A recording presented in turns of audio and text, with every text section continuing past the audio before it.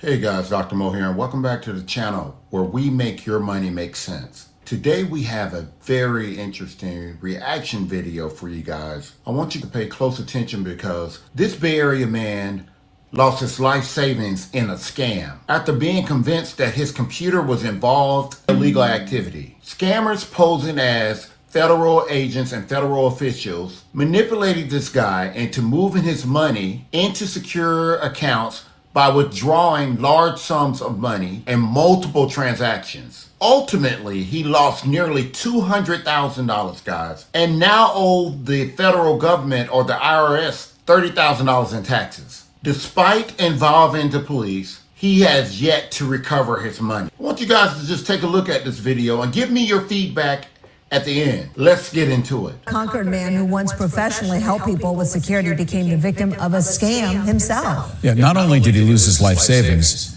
he also now owes more than $30,000 in taxes as a result of the scam. It seems unbelievable. That's terrible. IT reporter Melanie Woodrow has this special 7 on Your Side investigation. Kristen and Larry, the perpetrators in this example took advantage of this victim's sense of right and wrong. They convinced him that he had done something illegal. And they had lots of proof. They told him that they were federal law enforcement officers and at one point even involved unsuspecting couriers who may have been rideshare drivers as part of the scam.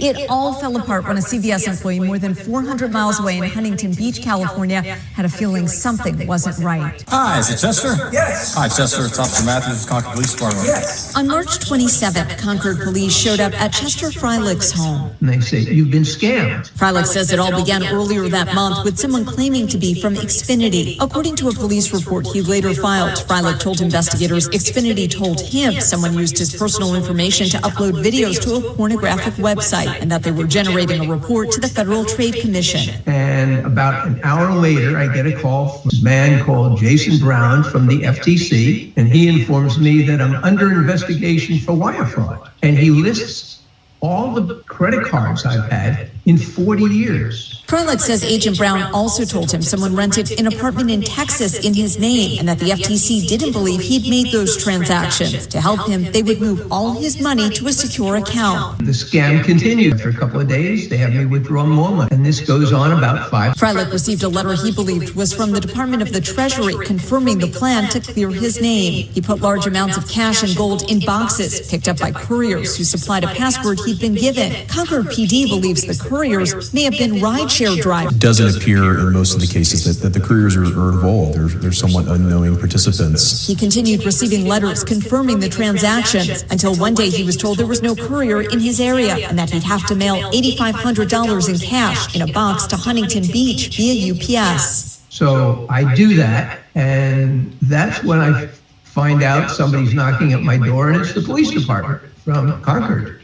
So I just had a couple of questions about a package situation that had everybody kind of confused, and hopefully we can get it all sorted out. Okay. It turns out UPS delivered the package to a Huntington Beach CVS, where Concord PD says 2 people showed up to pick it up with photos of an ID rather than an actual ID. I think it rang enough bells for the employee to deny the package. Unfortunately, even with both Huntington Beach police and Concord police involved, Freilich didn't get the $8,500 back. That final package is now missing. I lost the $8,500 plus all my life savings. In total, nearly $200,000. They were able to get into my computer. They knew everything about me. Having that information is somewhat mission critical for them to be able to convince someone that they are legitimate. On top of his loss, Freilich says because he cashed out CDs and an IRA, he anticipates owing more than $30,000 in taxes. The IRS told him if he can't pay it off, they'll put a lien on his house. It's frustrating for them and it's frustrating for us because it just doesn't seem to stop after another. The last thing in the world I want to do is be out on the street. Freilich says he believes his biggest error was panicking. He says once he did, he was not thinking properly.